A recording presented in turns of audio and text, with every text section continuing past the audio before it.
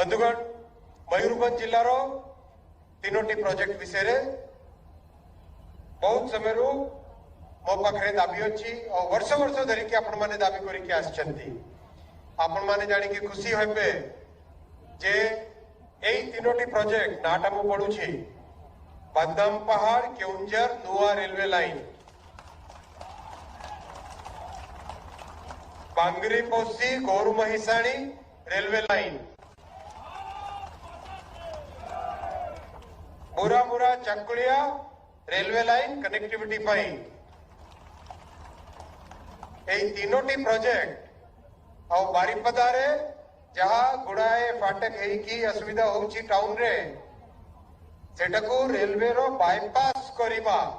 ए चारोटी जाको प्रोजेक्ट रे बहुत कष्ट करिकी बहुत डिटेल्ड काम करिकी डीपीआर तैयारी करा है सारी चीज और रेलवे विभाग रु नीति आयोग को जाई सारी चीज एते सबु वर्ष वर्ष धरिकी जहाँ प्रोजेक्ट थिला से बहुत प्रोग्रेस हेलानी एया होची मोदी जी करो मयूरभंज प्रति दायित्व मोदी जी करो ओडिशा प्रति कामरो आग्रह मु निवेदन करिबी जे आमे समस्त मिसिकी जहाँ मोदी जी कहती सबका साथ सबका साथ सबका साथ इनके जोर से कहतु मयूरभंज वासी मजबूत लोग भाई सबका साथ आमे समस्त प्रयास करिबा और अति शीघ्र